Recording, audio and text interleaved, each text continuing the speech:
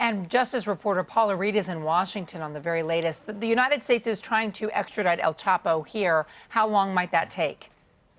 Who knows, Contessa? Even though the Mexican government says that it will try to cooperate with the extradition request, it's not a done deal. The country previously said they'd only send El Chapo to the U.S. after he served his sentence in Mexico, so in 300 or 400 years.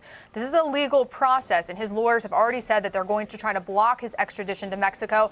And while courts usually side with governments in extradition proceedings, it's a reasonable question in the country of Mexico to ask who has more pull, the government or the Sinaloa cartel. So we're still a long way off from an actual extradition. Lots of potential for delays here, lots of different players involved. And the longer that this is delayed, the more chance he has to escape. And when he does escape, Contessa, we know that he is, of course, the most well-funded fugitive on the planet. I like how you just said when and not if on that point, Paula. When we're looking at extradition, if and when that happens, where would a trial take place and what charges would he face?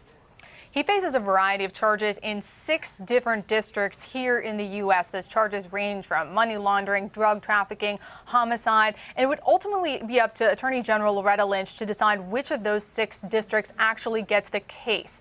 Now, most people agree that Chicago has the strongest claim and the strongest case against him, but the Attorney General will have to consider a lot of different things before deciding where he would potentially go, including the resources of that district, the experience of those prosecutors, and also security concerns for a case like this. Now, it's been a while since we've seen such a high-profile defendant coming in for another country, seeing districts fighting over a case. The last time was Ahmed Abu Khatallah, who's the suspect in the Benghazi terror attacks. That case ultimately went to Washington, but to much controversy, and Attorney General Eric Holder was criticized, but of course, by all the districts that didn't get the case. So it's a difficult decision ultimately for the Attorney General if he is extradited to the U.S. What about Sean Penn? Did he break any laws by going and visiting with El Chapo?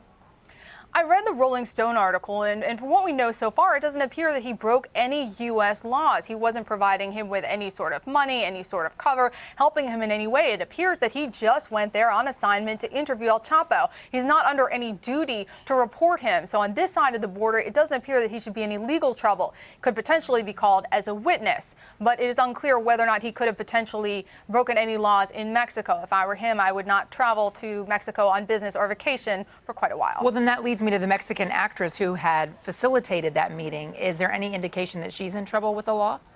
It appears she's certainly in trouble with the government and has been for quite some time. Based on her tweets, it appears that she was under surveillance, which could have potentially been part of why they found El Chapo. So if I were her, I would get a very strong defense team in place, because if there are any potential laws that she ran afoul of, it appears that the Mexican government will try to prosecute her to the fullest extent possible. Or maybe she's going to try to flee to the United States to avoid prosecution in Mexico. Paula Reid, thank you very much.